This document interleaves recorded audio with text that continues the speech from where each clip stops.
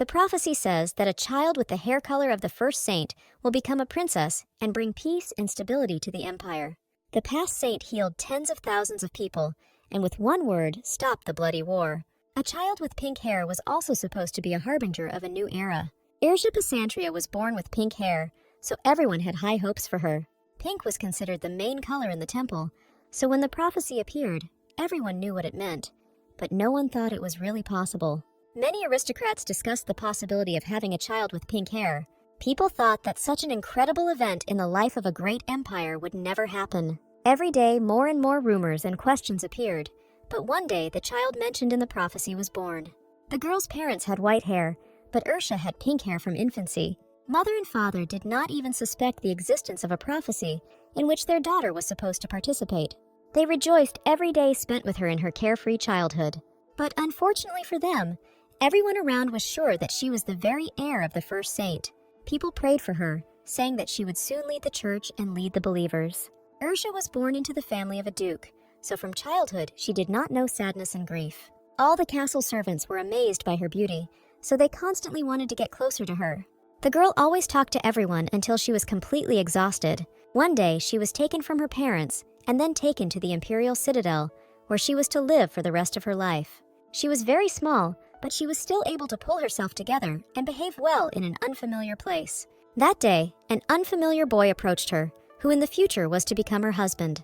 He was the only one who smiled at the sight of her in this huge and unfamiliar place. She lived in the imperial citadel, far from her family, so the prince became her only ray of light. Ursha immediately trusted him, not yet suspecting what would happen to her in the future. Thanks to him, she took up her studies seriously to learn the science of managing an empire. The girl studied from early morning until late at night, doing everything she could. At such a young age, it was difficult to prepare to one day become a princess. Sometimes she wanted to give up this life, because she never wanted to be a great saint.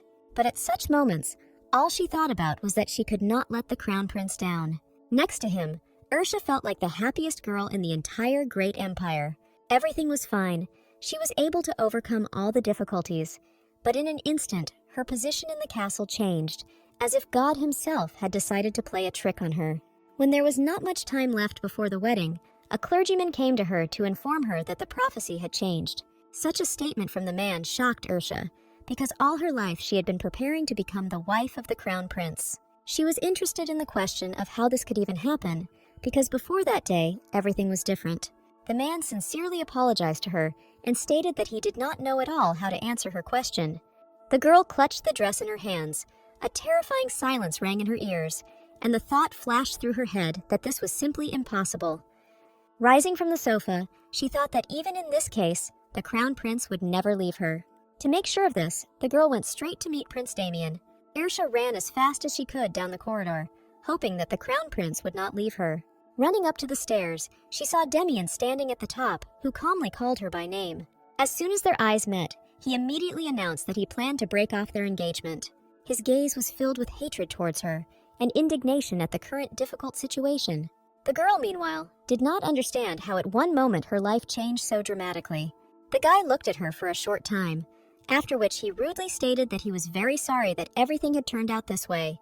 Ursha did not answer anything, but thought that all this time she had loved him, and now they could not be together because of the prophecy. She remembered the day when she first saw him in the large and unfamiliar imperial castle. The girl hoped that he would remember how everything was before, because they could still maintain their relationship. The crown prince looked at her sternly, showing with all his appearance that he was no longer interested in her. The guy said that from this day on, they are no longer bound by the prophecy, so there is no point in getting married. Ursha agreed with his words, but thought that she needed to preserve at least the remnants of honor, because they had been together for 18 years, and now he, without hesitation, leaves her because of the prophecy, like some kind of garbage. Having calmed down a little, she stated that she absolutely agreed with his words on this occasion. Within a minute, she was heading to her room without uttering another word to him. Thus, their 18-year relationship ended a month before the wedding ceremony. The next morning, she did not want to wake up, still hoping that it was a bad dream. The sun's rays passed through the canopy of her bed and then fell on her face, causing the girl to immediately wake up. Sitting on the edge of the bed, she thought that even the faithful servants who had been with her since childhood had abandoned her. Approaching the mirror where her future crown lay, Ursha involuntarily cried, and decided that this thing would no longer be needed. She sat in front of the mirror for some time, trying to figure out what she should do now. Suddenly, the girl heard sounds coming from behind the door, so she immediately wiped her tears. Ursha stood up and walked to the door, asking about what was happening outside and who the guards were trying to keep out. The door opened wide and an unfamiliar girl with pink hair flew into the room. The stranger stopped in the center of the room and joyfully greeted the crown prince's previous fiancée. Looking at her, the owner of the room thought that every girl dreams of one day becoming a princess. The girl who came in told her that it was an honor for her to meet her. Smiling happily, she stated that her name was Nivea Lurtella and that she must fulfill the prophecy. Ursha began to remember a little about who she was, and then she remembered who the Marquis of Lurtell was. Without waiting for any answer, Navia asked if she really had nothing to say. Straightening her hair, the owner of the room said that she was also glad to meet you, but she did not give permission to enter her chambers. The prince's new bride looked around, realizing that she had indeed entered without asking. Watching her calmly walk around her room, Ursha asked what she needed. Navia took the crown and said that she just wanted to look around, because now she will live in this room. The girl unceremoniously put the crown on her head, clearly wanting to drive her competitor into rage. Turning to the owner of the room, she joyfully declared that the royal crown suited her very well. Ursha thought that some stupid little thing would take her place, so she said out loud that she couldn't bear it.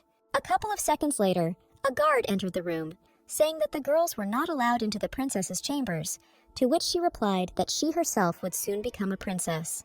Unable to bear it, the owner of the room quickly ran up to her, intending to express absolutely everything that she thought about her. Navia angrily asked if she had done something wrong, because she was soon to become a princess. The owner of the room explained that the prophecy had changed, and soon this room would be hers. But at the moment, she had entered someone else's territory, and this was considered a sin, so she also needed to be punished. The new princess informed Ursha that she had simply taken her words the wrong way. She added that the prophecy itself speaks specifically about her, which means she will become a princess. The prince's past bride sighed wearily and menacingly, declared that the girl was simply the daughter of the Marquis. She explained that she was still a princess, so she had no right to barge into her room without permission, and then asked if she really didn't understand such simple truths. Ursha explained that she is still the prince's bride, and therefore the mistress of the citadel.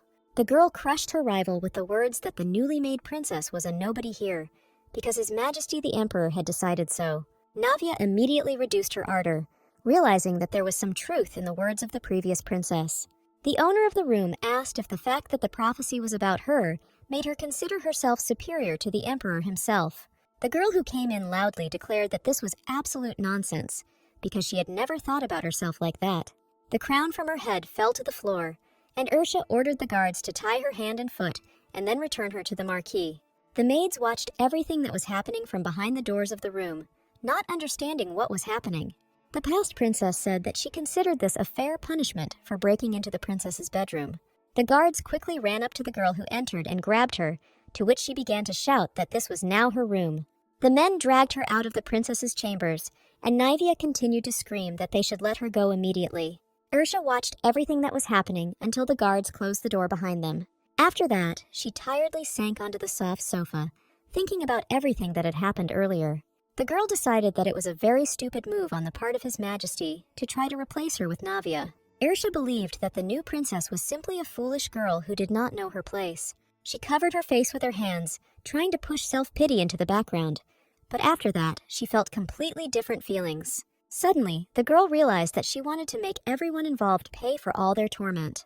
Closer to lunch, she was walking along the corridor, where she suddenly heard words that God had turned away from her. Ursha began to look around, hoping to see who was spreading these unpleasant rumors. Girls passed by her, saying that otherwise the prophecy would not have changed so suddenly.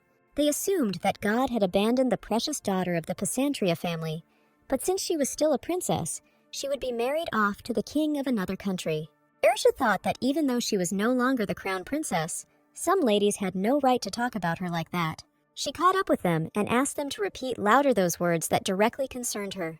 The girls were seriously scared and quickly closed their mouths, not daring to answer anything. They quickly bowed and said that they were very sorry, and also that Her Majesty should forgive them. One of them said that she would never hear anything like that from her again. Ursha revealed that she is indeed no longer the crown princess, just like she said. The girls became even more frightened and began to say that they were begging her to forgive them. This whole farce was interrupted by the main maid of honor approaching, asking everyone what was happening. Hearing a familiar voice, the girl turned around and saw a woman approaching them. Noticing her disdainful look, Ursha immediately realized that she was thinking the same thing as these girls. The girl remembered that the maid of honor had been with her since childhood, but at an opportune moment, she immediately turned away from her. Realizing that she was alone in the entire castle, the former princess declared that they could all leave. She couldn't believe that they had known the maid of honor for so long, but it was all over so quickly. Ursha walked in the opposite direction from them, trying to suppress her anger. She was heading to the reception hall because the crown prince had invited her to meet him.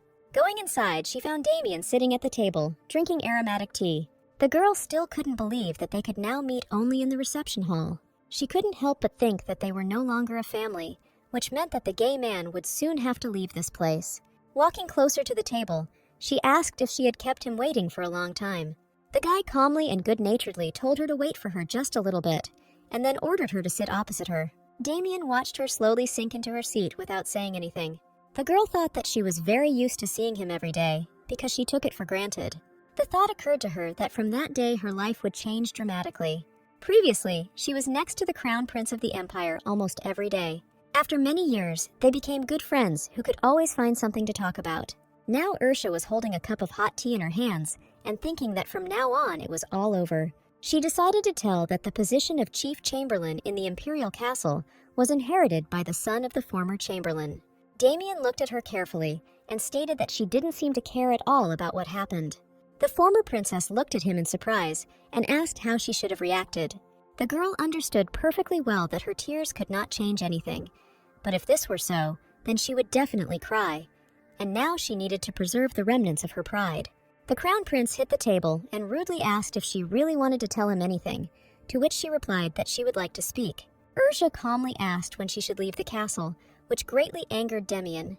Trying to hide his anger, the guy laughed quietly, to which she added that the emperor never said anything, so this issue should be resolved by him. He looked at her angrily and asked if she really wanted to leave the castle so quickly. The girl was not going to answer him, drinking aromatic tea, and believing that she had asked a completely logical question. The crown prince stood up from the table and walked towards the exit, saying that she should do as she wishes. Ursha did not expect such an answer at all, so she did not answer him when he left. That same evening, she sorted through the notes that she was going to give to Damien when he became emperor. She got a headache wondering why she tried so hard. It was pointless. From early childhood, she studied various arts, including fencing.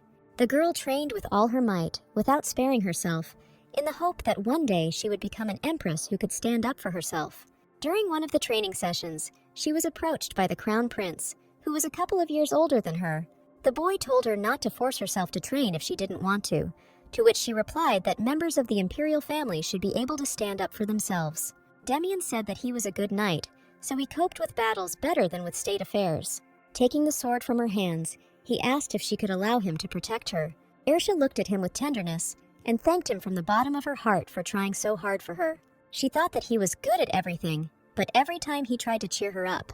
The boy took her hand and said that they would go through life together, so he could always protect her. Now the girl believed that all his words were complete nonsense and nonsense. Deciding that she would no longer need the notes, she brought the paper to the candle, after which the writing burst into flames. Opening the window, the girl scattered the remaining ashes into the wind, watching them slowly fly away into the darkness. Suddenly she saw a bird approaching, to whose paw a package was tied. The dove sat on her hand, allowing her to remove from her paw the treasured message that he was entrusted with delivering.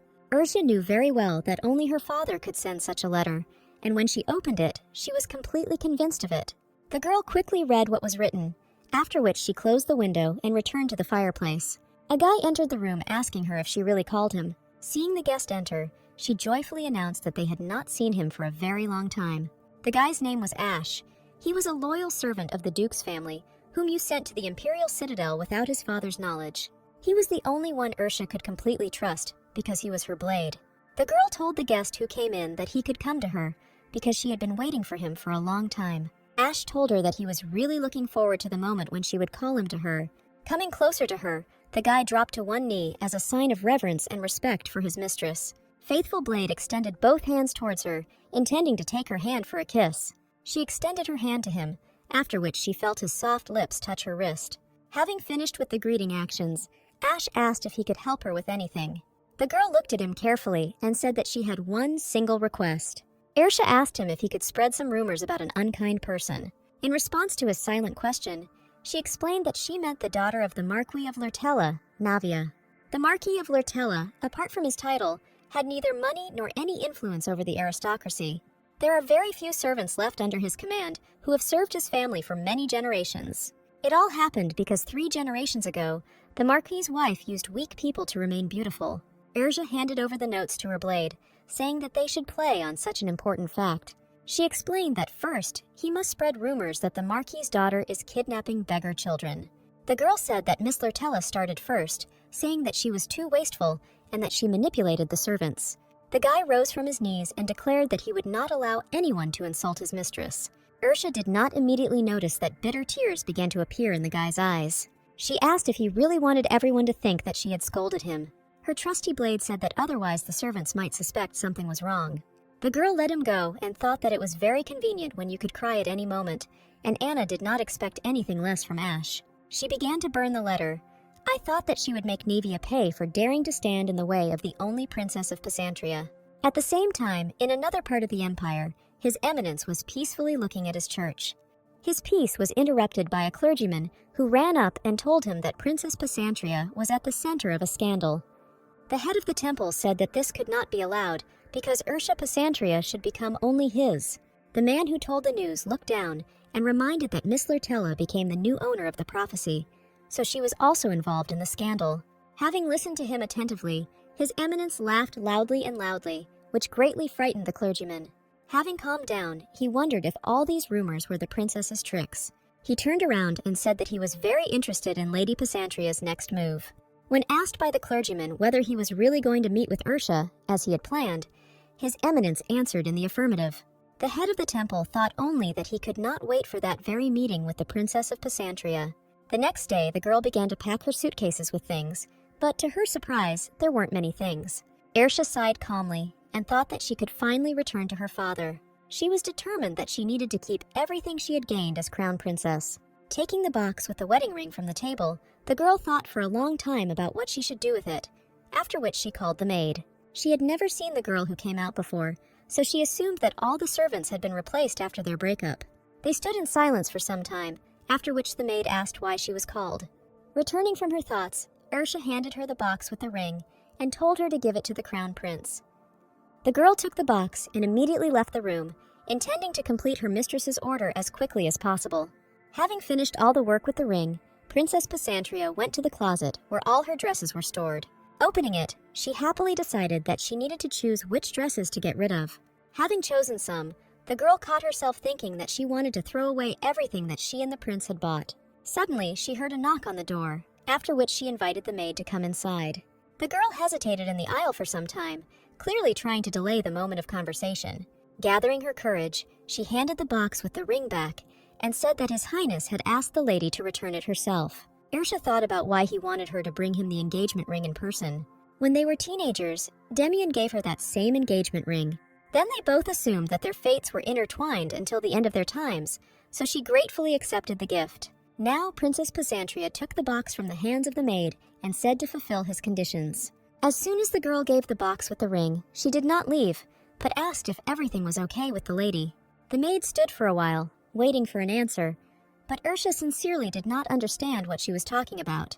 The girl worriedly said that she understood perfectly well that she should not be asked such questions, but she was very worried about her mistress. Princess Pysantria assured her that she should not be afraid of her, because she did not intend to scold her maid. Her servants said that there were terrible rumors about the daughter of the Marquis of Lurtella, so everyone did not want her to become crown princess. After listening to her carefully, Ersha asked what the name of her new ward was. The girl was seriously frightened by such persistence and the sudden change in the mistress's face. She bowed her head and excitedly revealed that her name was Azel Portuba. Looking at how the maid was shaking with fear, Princess Pysantria thought that she was most likely the daughter of Viscount Portuba. Ersha immediately decided that she would definitely need a new maid one day. Immediately after talking with Azel, the girl headed to the Crown Prince's office. The guard loudly announced that Princess Pysantria had come to his master. Irsha involuntarily thought that she came to him again, as he wanted, but he clearly called her to mock her. Her gaze fell on a vase standing on the table, containing a bouquet of flowers that she personally composed. The girl carefully touched the vase, turning the most beautiful side of the bouquet towards herself. She realized that her bouquet had withered long ago, but the guy had clearly replaced the old flowers with new ones. The crown prince stood up from his seat, carefully approached her, and asked if she had really come to return the ring to him.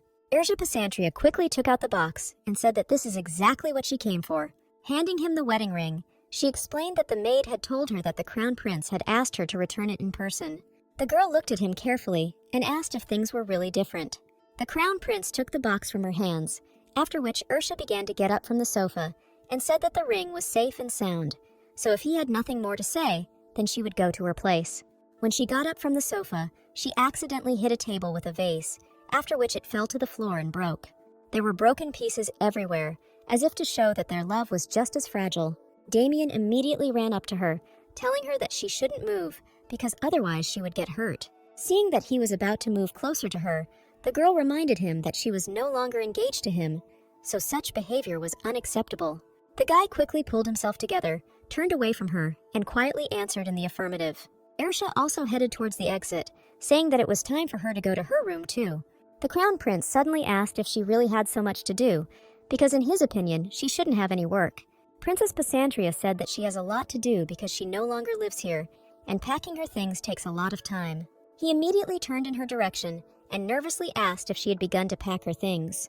The guy began to slowly approach her and rudely ask what she wanted to say to everyone. Approaching her even closer, he took her hand and loudly asked what she was talking about.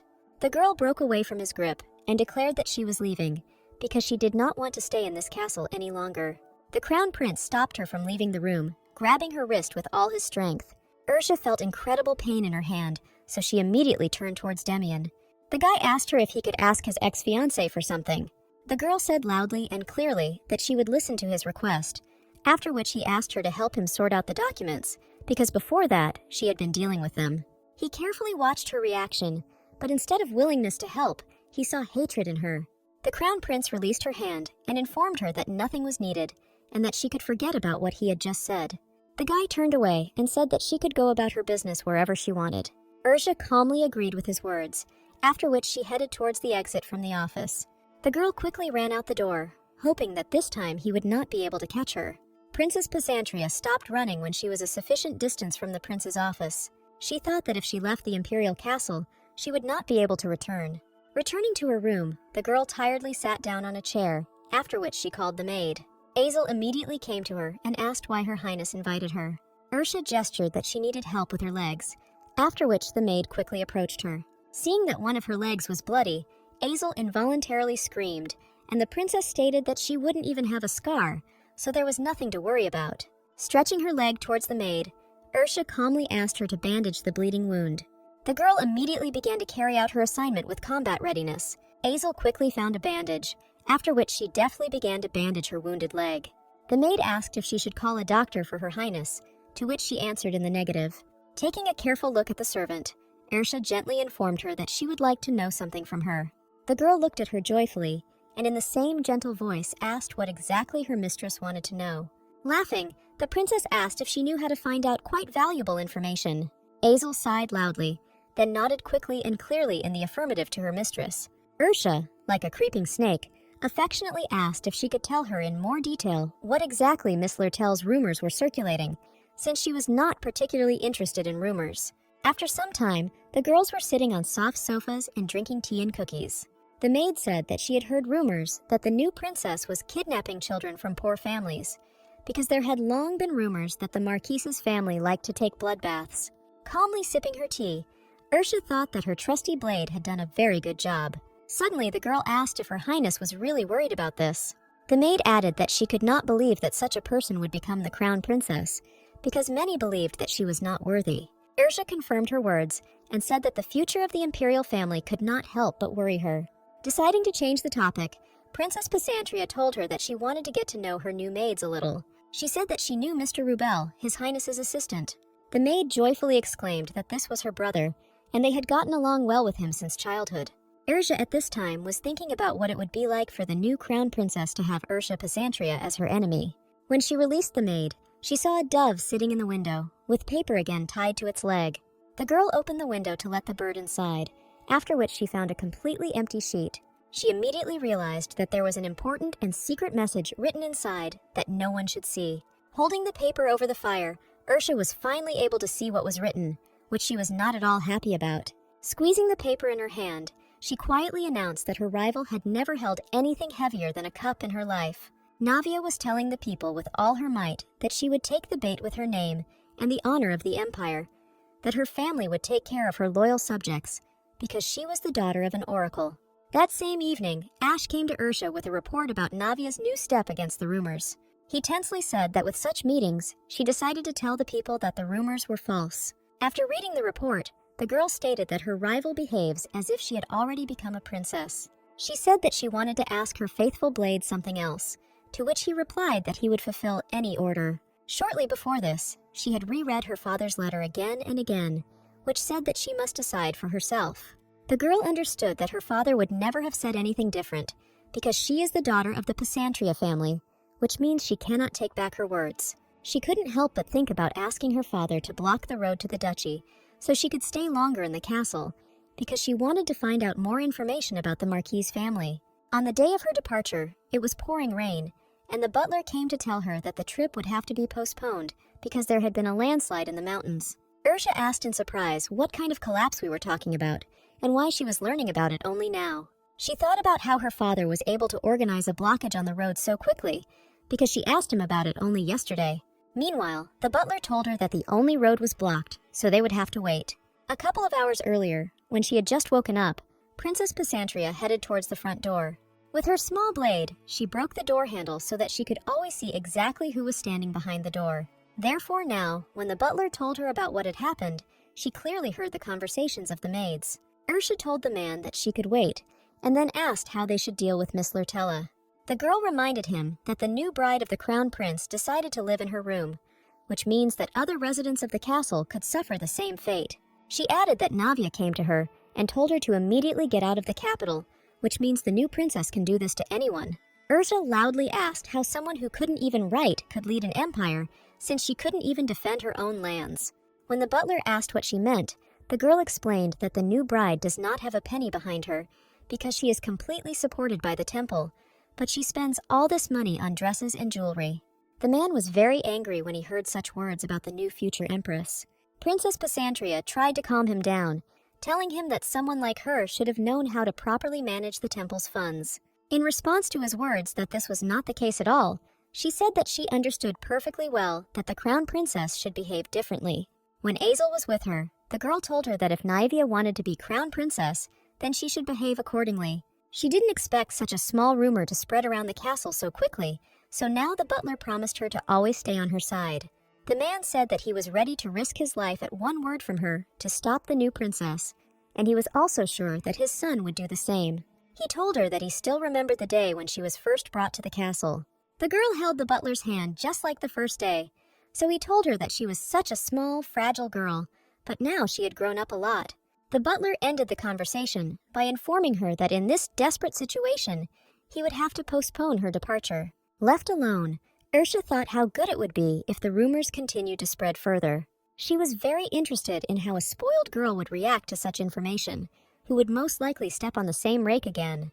Princess Pysantria understood that even the emperor did not dare to touch the sword, shield, and treasure of the empire, the only princess of Pysantria. She imagined herself playing chess with an inept player who didn't even know how the pieces moved. As she made her move, Ursha wondered what kind of response she would receive to the rumor that she was spending the temple's money on unnecessary things. She wanted to know how the girl would try to get out of this situation, because last time she skillfully refuted the rumors in front of her subjects. The next day, the girl received a letter, after reading which she realized that rumors were spreading with great speed.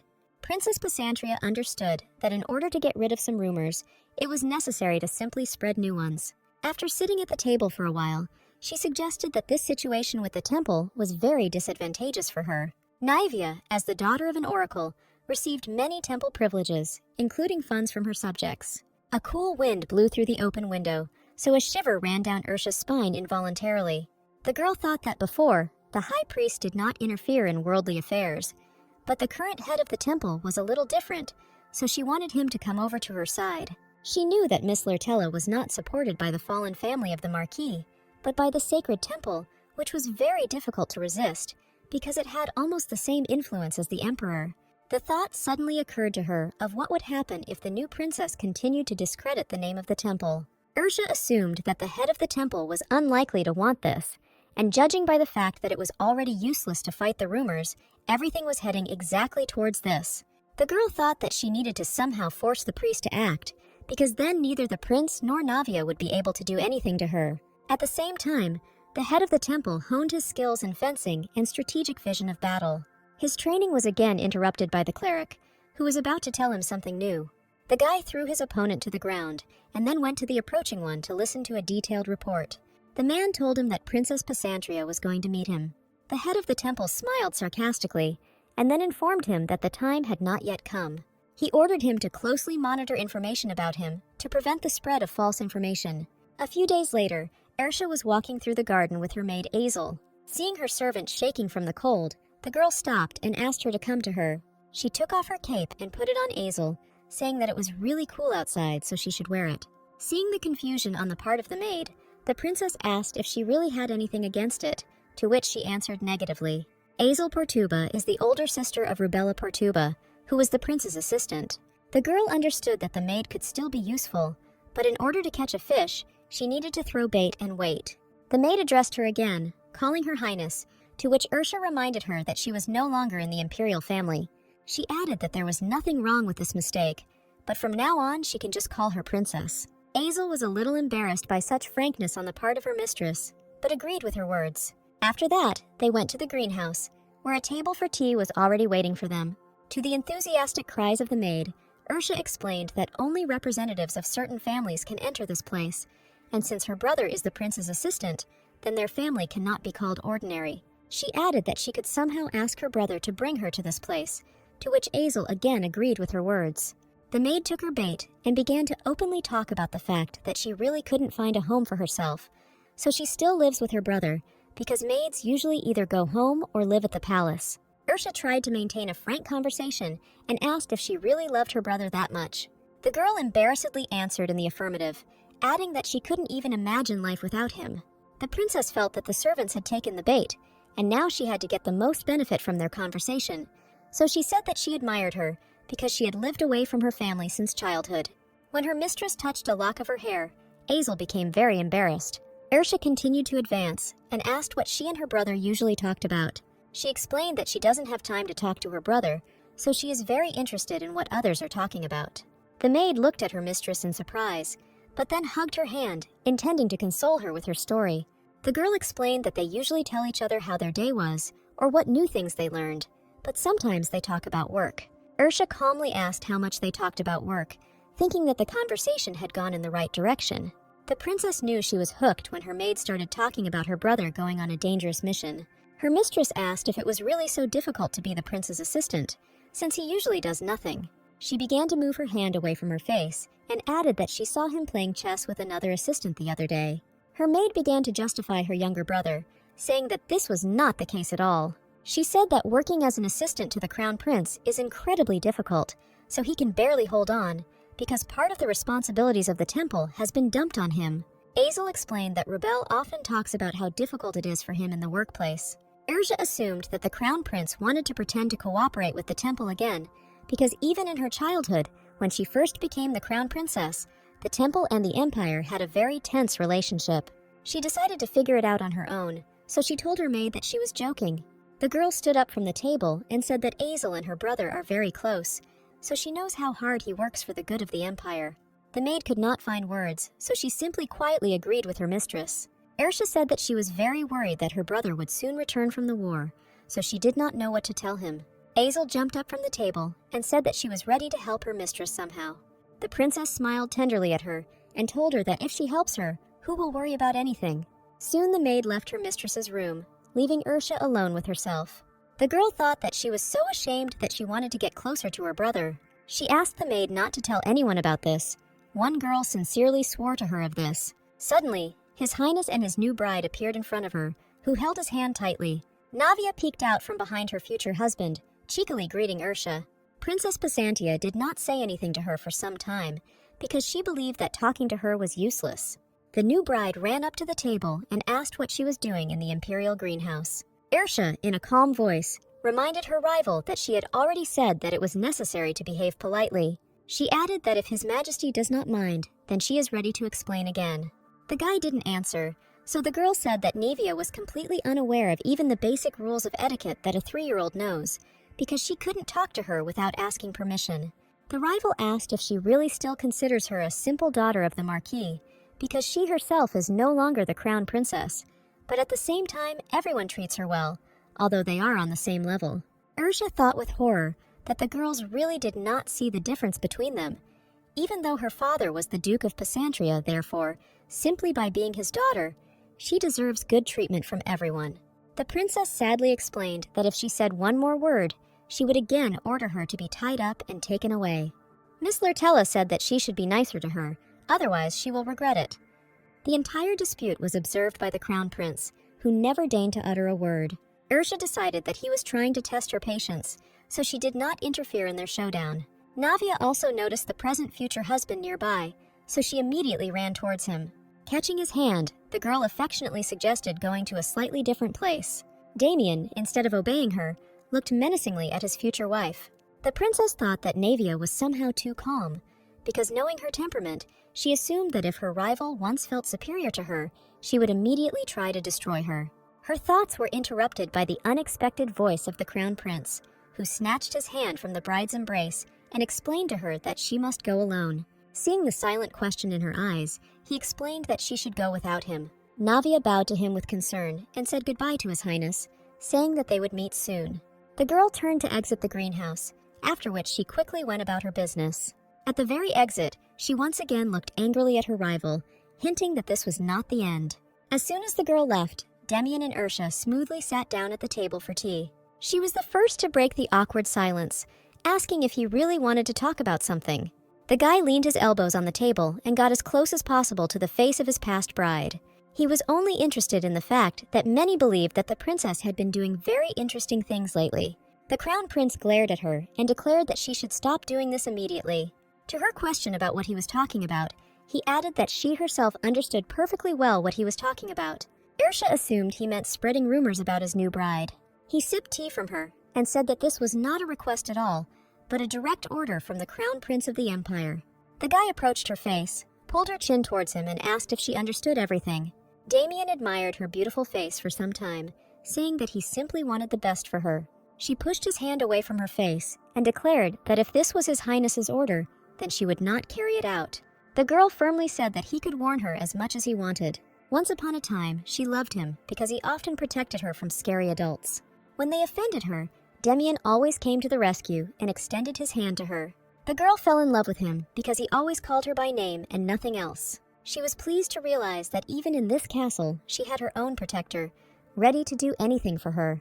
The children often held hands, but now all those wonderful memories are in the past. Ursha explained to the crown prince that the Pasantria family would not allow those who went against her to live in peace, and she was simply following the family's rules. Damien tried to stop her, but she firmly and confidently asked him not to call her by name anymore. She reminded him that he broke off the engagement, which means they are no longer together. The girl said that from that moment on, she became for him only Princess Pasantria. Immediately after the conversation, she headed to the park to clear her thoughts a little. Ursha heard soft footsteps following her, so she assumed that someone was watching her. She decided that the stranger was waiting for her to enter a deserted place, so she decided to play along with him. The princess was heading to her faithful blade Ash, who was working in the imperial stables. As soon as he saw her, he immediately realized that she had come to him for a reason. The girl was a little out of breath, because as soon as she noticed the surveillance, she immediately quickened her pace. She understood that she was being watched all this time, and she thought that this man had a lot of courage. Turning around, Ursha loudly asked if Miss Lortella was not afraid to be alone with her. The crown prince's new bride smiled tenderly at her, not expecting a warm welcome. The princess immediately moved on to the question of why she was following her. Navia playfully revealed that she just wanted to talk to her future husband's ex-fiancé about something. As soon as Ursha agreed to this, an evil grin appeared on the girl's face. She said in disbelief that various harmful rumors had been circulating about her lately. The girl confidently declared that none other than her only rival was disbanding them. The princess firmly reminded her that she was not the one who started this useless war. Navia arrogantly stated that she would never say anything bad about her, so the rumors were not her fault. Ursha asked in surprise who, in her opinion, was guilty of spreading false accusations. The girl laughed playfully and stated that she had no idea who she was talking about. The princess took out a small bottle, took off the cap, and then dropped a few drops onto the ground, which is why there was nothing left on the ground. She said that if anyone else had been following her, she would not have hesitated to throw the substance on him. Ursha stated that if a rival wants to discuss something, then she should write an official letter. Navia explained that girls shouldn't make her angry, and then raised her hand with a wedding ring. It was the same ring that she had recently given to the crown prince. The ring was on her left ring finger, which meant he proposed to her. Navia happily asked if the girl had finally noticed the ring on her finger. She added that the crown prince gave her a ring, which she returned to him, and she should be very sorry that from now on the ring is not hers. Ursha said that she doesn't regret anything, but before that, she didn't think that she liked used things. The princess added caustically that if she were in her place, she would not be so happy, to which she replied that it was temporary while they were making a new ring. Not intending to listen to her anymore, Ursha said that if she had nothing more to say, then she could go. The new bride couldn't figure out how to answer her rival, so she simply went back to the palace. The princess watched for a moment as Miss Lurtella walked off into the sunset. As soon as she disappeared over the horizon, the girl immediately called Ash to her. The guy asked if everything was okay with her because he deliberately stayed nearby in order to help the lady if something happened. Ursha stated that she was a little afraid that she would not be able to cope with her anger and that she would be killed ahead of time.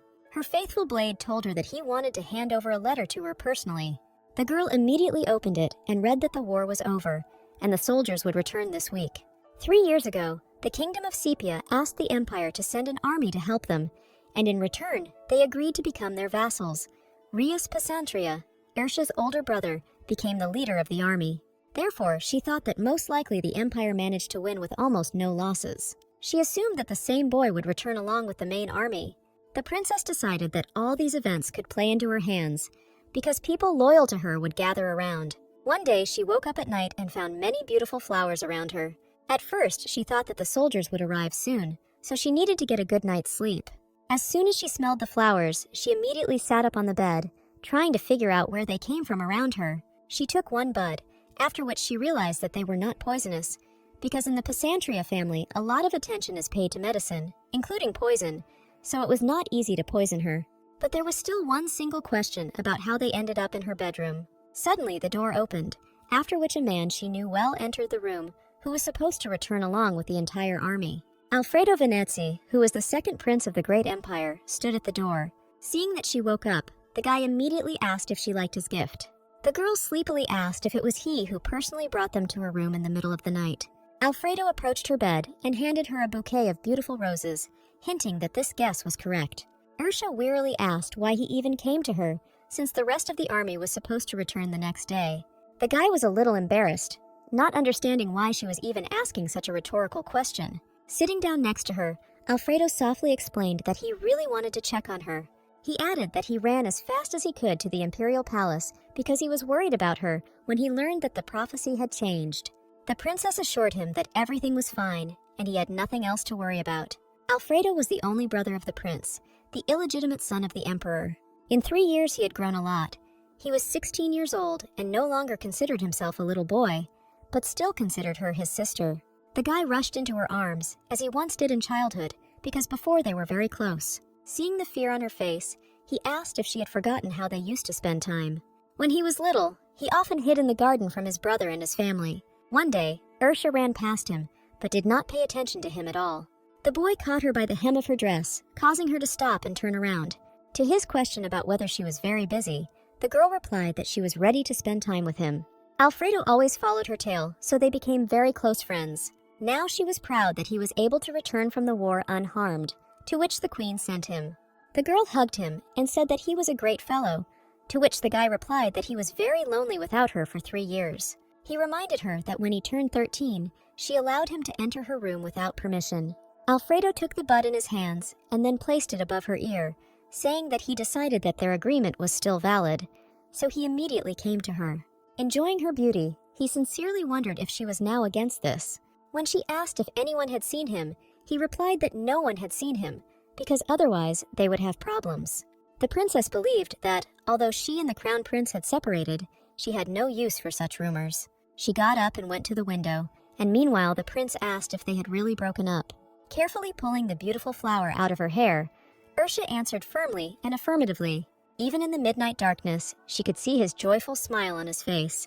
The guy approached her, saying that the rumors he had heard turned out to be true. He took her hand and kissed her wrist tenderly, as required by an aristocratic greeting. Alfredo sheepishly asked if she would like to have breakfast with him. Ursha immediately said that they did not have the right to do this, because he still had not greeted him and Her Majesty. She reminded him that they could spend time with him later, but now he should go see them. Seeing how upset he was, the girl realized that he had not changed at all over these 3 years. Walking out the door of her room, the second prince paused briefly in the dark corridor and thought. In his heart of hearts, he was very glad that his elder brother refused his engagement to her, because now the road to her heart was open for him. The princess could not sleep, so she watched as the bustle began in the courtyard. The servants were carrying boxes, and she thought that most likely they were preparing for a feast for the knights. She suggested that it would be very interesting to see how the prince and his new companion would react if the former crown princess, who had broken off her engagement, appeared at such an event. Later in the day, Azel came to her and told her mistress that a letter had been sent to her. Ursha sincerely thanked her for her help, and then began to read what she had written. The letter was from his brother, saying that he was returning to their parents' mansion. She understood that he was the heir, which meant that during this time he had accumulated a lot of work, but she would still come to the banquet. Putting the letter aside, the princess informed the maid that they should prepare for the banquet. She asked if Azel would go to a banquet in honor of the arrival of the army, to which she replied that her brother had invited her. The princess, embarrassed, asked if the girl could help her get ready for such an important event. The maid said that she would do everything possible to make her mistress comfortable. The girl continued to play on the feelings of her ward, so she looked sad. As soon as Azel ran up to her, Ursha said that she remembered what happened a couple of days ago. When questioned by the maid, the girl calmly stated that nothing bad had happened. The servant furiously said that she could tell her absolutely everything, because she would try to help her. The princess hooked her again, after which she asked her not to tell anyone what she would tell her, because it could harm Miss Lurtella's reputation. Hiding her malicious smile, the girl told her that the new companion of the crown prince was pursuing her. Shortly before this, she was thinking about how she could destroy her rival, because even if her temple debt became even greater, nothing would change anyway, because she was so mired in debt that there was no point in it. Ash came to her again, whom she asked if he found out what she asked him about. The guy explained to her that he provided her with all the information he found about the Marquis's family personally. The princess asked if he had found information about where the Marquis got the money, to which he replied that the money was lent to the Marquis by a merchant guild, in which there is a man in love with Miss Lurtella. Ursha asked how things really were, not for the record, but according to his personal feelings. Her trusty blade said that most likely the Marquis found a weakness in the trade guild. He explained that the son, in love with Navia, killed his mother, but his father still does not know the truth, but the Marquis found out about it. The girl suggested that in this case, it would be better, of course, to pay than to go to the execution. The guy interrupted her thoughts, saying that there was much more important information about the Marquis's income. He said that the temple also lent money to the Marquis, and it wasn't even that his daughter was a child of prophecy. Ash explained that the Marquis began receiving money long before the prophecy changed. Her trusty blade explained that the new priest announced a change in the prophecy, but before that, he began to pay the Marquis money. Ursha jumped up from her chair and asked if he knew the reason why everything turned out this way. The guy said that there were rumors that the clergyman was having a secret affair with Miss Lurtella. The girl said that all this sounded strange, because priests were forbidden to have relationships. For those who serve God in the temple, relationships are a strict taboo, but for some reason, one of them decided to break the rule. Ash carefully covered her with his cloak, after which she informed him that he had to do something for her. The guy bowed and declared that he would do absolutely everything she ordered him to do. The princess approached him, stroked his cheek, and asked if he had learned about Navia's own weakness. He calmly explained that her main weakness was beauty, to which the girl replied that she surrounded herself with elaborate dresses, a collection of jewelry, and beautiful servants. Having looked carefully at her ward, she asked him if he could seduce the crown prince's new bride. Ash closed his eyes, sighed heavily, and said that if this is what his mistress wants, then he will do everything in his power. The guy said that she needed to arrange just one meeting with her, then he would be able to put the plan into action. Ash is a dagger that her father gave her. Before meeting their family, he grew up in a guild where he was trained to become a killer. Of all the recruits, he was the only one who survived after difficult trials. At one point, the guy found himself on the street with a puncture wound in his side and was bleeding. He had no hope that he would be able to survive, so he simply waited for death to take him into its arms. It was at that moment that the Duke of Pysantria came for him and took him with him. In gratitude for saving Ash, he promised him that for the sake of their family, he would make any sacrifice. When she was little, she walked along the corridor, holding in her hands the treasured book that she had been meaning to read for so long. His Highness had given her the long-awaited day off, so she wasn't going to waste a minute. Seeing the light in one of the rooms, she thought that everyone should already be asleep. Approaching the door, she quietly asked who was inside the reading room. Through a small gap, she saw Ash, who was completely covered in blood. Suddenly, someone grabbed her leg with all their might, causing the girl to squeal quietly. There was a half-dead man lying on the floor, who in a hoarse voice asked her to help him. Ash stepped on his hand to prevent the criminal from touching his mistress, and then he told her that she should return to her place. The girl screamed that first he had to explain everything, after which she would go to her place. Her older brother Rias, who was also stained with someone else's blood, came up to the screams. Ursha plaintively asked what was happening and why they were all covered in blood, to which her brother simply took off his gloves. He handed the item to Ash, and then picked up his little sister to carry her to the room. The girl kicked and squealed in his arms for a long time because she was seriously scared that they had to fight. When he sat her down on the bed, he immediately asked why she came to that room, to which she asked what happened. The guy affectionately stroked her head and told her that children should sleep at this time, because none of this mattered. Ursha could not sleep for a long time, so her older brother decided to stay with her for a while. Seeing that she was tormented by questions, he said that he would try to answer them. The elder brother kissed her lovingly on the forehead and declared that good girls should sleep at night. When he left, the girl noticed that the servants did not react to the blood on his clothes. It was at this moment that the princess realized that everyone around her was aware of what was happening. That night, by some miracle, she was still able to sleep, but she had nightmares all night. Much later, she learned the truth that night her brother and Ash were dealing with the assassins who were sent to her. The girl suspected that because of her, many services were damaged or even lost, and her family suffered a lot, and she had to go through a lot as a child. So now, when she was surrounded by more mercenaries in the garden, she asked if they thought this was all funny. The princess asked in surprise whether it was the same Miss Lurtella who had sent them. She explained that she had long noticed that she was being followed, and now it was time to deal with them. At that same second, a man who had come from nowhere began to attack the mercenaries. Ash knocked out one of them with a kick, after which he began to attack the rest. First of all, he tried to cover his mistress, who was the target of the attack.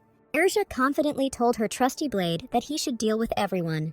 The guy sincerely apologized for not dealing with them much earlier, and now they were bothering her. Starting the attack with a knife, he asked the princess to close her eyes so that she would not see the bloody carnage.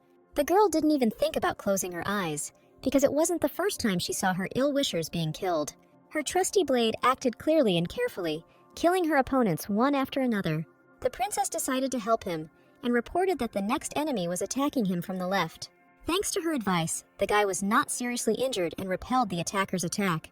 After he had dealt with all his ill-wishers, he approached his mistress. Getting down on one knee, he said that he didn't want her to see it at all. Ursha explained to him that he had absolutely nothing to apologize for, and then handed him a handkerchief so that he could wipe the blood from his face. Ash sheepishly informed her that it was her personal scarf, and he couldn't just take it. The girl did not back down, and said that he got it precisely because of her, so she did not mind giving away her thing. The guy took the object from her hands and said that in this case he did not dare refuse. Suddenly, one of the vanquished men stirred and began making hoarse sounds, asking someone to help him. Faithful Blade informed his mistress that he had left one alive, and then asked whether to deliver him to the Duke's estate. He added that with this person's help, they would be able to formally charge Miss Lurtella. Ursha thought for a moment, and then said that they should keep this all a secret. She added that precisely because they were sent to her by the Crown Prince's new bride, everything needed to be hidden, because it was clear that no one else would dare to carry out such a daring attack right on the palace grounds. The girl knew that until she understood how Nivea was connected to the temple, it was dangerous to contact her directly. The princess ordered the survivor to be brought to her father, believing that she would need him someday. That same evening, the bird flew to her again with a letter, about which she thought that the animal was probably tired because every day it flies from the estate to the capital and back. Taking the letter, she read that it was quite difficult to find the person behind the Assassin's Guild. Suddenly she heard a knock on the door, after which she invited the guest to come inside. As soon as she said this, Alfredo entered the room, saying that they had not seen each other for a long time. In response to her question about whether something had really happened, the guy affectionately said that he had come to tell her something.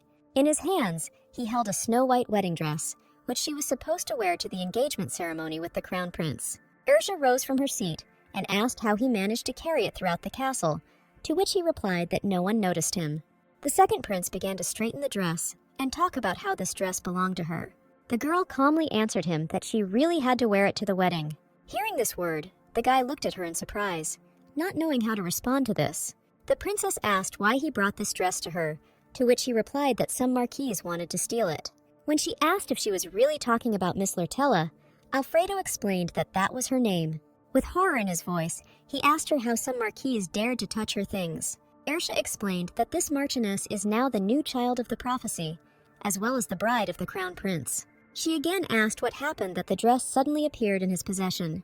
The second prince looked away and said that it was just a coincidence, because he was going to get her a gift. He added that he saw a girl with pink hair on the street, so he followed her into a bar. The guy explained that he did not mistake her for Ursula, because he would never confuse her with anyone. The girl threw her wedding dress on the sofa and then asked what happened at the bar. Alfredo said that he accidentally heard the marquise repeating her name. In a cold and gloomy voice, he added that the crown prince's new bride repeated her rival's name while constantly looking at the dress, after which he felt sick of his sister's name being mentioned in such a place, so he wanted to beat everyone up. The guy, expecting praise, happily said that he decided not to waste his energy, so he simply grabbed the dress and left. Looking at her dress, Ursula thought that she couldn't wear it anywhere else except for a wedding. The girl asked with interest if he knew an interesting fact about the dress, to which he answered in the negative. The princess couldn't help but think about how the crown prince once told her that the most exceptional color is white. The children looked at the same dress, but they were only 10 years old, and then Demian explained that no color stands out like white. He added that white can add sophistication to anything, which is why it is the most exceptional. The boy said that he had seen many dresses, but this, in his opinion, was the best, because it would look great on his bride even without useless accessories. Patting Ursula on the head, he said that the accessories did not suit her at all. Now the girl was sitting on the sofa and thinking about what she should do with the hated dress. After a while, she got up from the sofa and firmly said that she did not need this dress. She sheepishly explained that for her this item was a reward, but now it means nothing. The girl often thought about how she would look in a white dress, which she considered a reward for dedicating her life to the prince and the empire. Since she was now only the princess of Pysantria and not the crown princess, she no longer needed the wedding dress. Ursula calmly asked Alfredo to return the dress to Miss Lortella before she missed it. Hearing her words that she no longer needed the dress, the guy immediately ran up to her and asked what happened. He gently brushed a strand of hair from her face to try to read in her eyes all that she was trying to carefully hide. At her questioning glance, he explained that she always has this expression on her face when she is sad. The girl lightly touched her cheek, thinking that she had never imagined that her facial expression would change. She gently stroked his hair, asking him if he really noticed such little things. Alfredo embarrassedly reported that this was indeed the case, because he had noticed it a long time ago. Just as she was about to remove her hand, he gently grabbed her palm and placed it against his cheek. Enjoying the warmth of her hand, he gently and tenderly kissed her palm, watching her reaction. The girl immediately broke away from his arms, reminding him that this was crossing boundaries. She said that she was a little busy at the moment, so they would talk later, to which he replied that he really came unannounced, so he should leave. As soon as he walked out the door, the princess threw the dress on the floor, not knowing what to do with it in the end. Having gathered her hair into a bun, she sat down to read the letters, since in 2 days a banquet was to take place in honor of the knights who had returned from the war. The girl understood that everyone was only talking about how God had abandoned her, so now she had to think about who she would go to the ball with. Ursula believed that many people were too interested in knowing whether she would appear at the banquet, since she was still in the palace due to the collapse. Some people believed that she would not attend the event because of the prince or Miss Lortella. Others, on the contrary, believed that she would come and make a scene, because she could not let go of the prince. The princess understood that all these people wanted her Ursha Pasantria to come to the ball because they were very interested in what would happen. All aristocrats loved gossip and rumors, especially those concerning the imperial family. They discussed that she would cry when she saw her ex-fiancé with his new bride. Someone said that she would start a scandal. The girl decided that she would definitely give them what they wanted, namely a scandal, tears, and possibly fainting from shame. But this did not necessarily have to concern her. There was another knock on the door of her room, after which she allowed her maid to enter. The maid Azel smoothly entered the room and then went straight to her mistress. Standing near the table, the girl heard the princess's words that she needed to come closer. Ursha confidently told her about her plan, which she was going to implement at the banquet. After listening attentively, the girl joyfully declared that she would definitely help, and Miss Lortella would not dare to lay a finger on her. The princess looked at her tenderly and then said words of gratitude to her. Left alone with herself, she thought that she still needed to find a date for the banquet. There was another knock on the door, after which she invited the butler to come inside the room. The man obediently entered the room and said that he had brought a stack of letters for the lady. The girl said that he could throw away absolutely all the letters that came to her, but he must send one letter to the address. She added that if there were more offers to be her date at the banquet, then he might not even bring these letters, but simply throw them away. Ursha explained that she had long ago decided with whom she would go to this event. Tiredly sitting down on the bed, the princess thought that for Navia, all her antics before were just a child's prank. She sincerely hoped that her rival was expecting a banquet, because she had prepared a surprise for her. The next day, all the servants began preparing for the banquet, so the castle was in turmoil. Walking between the people, Ursha firmly decided that it was time to prepare for the meeting of the military. She knew that if he passed in the palace, then she would not need to do anything special. Many girls stuffed their clothes with cotton or starved themselves before the banquet, but she did not need this at all. The princess, meanwhile, was putting her plan into action, so she went to meet Ash. Hiding behind the door, she watched as her trusty blade seduced her rival. The girl had to prepare a performance before the upcoming event. The guy, meanwhile, bowed to the new mistress, saying that she considered the item some kind of trifle because he did not know that it belonged to her. Navia told him that she wasn't mad at him at all, but she was wondering how he ended up with her. The new bride of the crown prince was holding in her hands the brooch that the guy presented to her.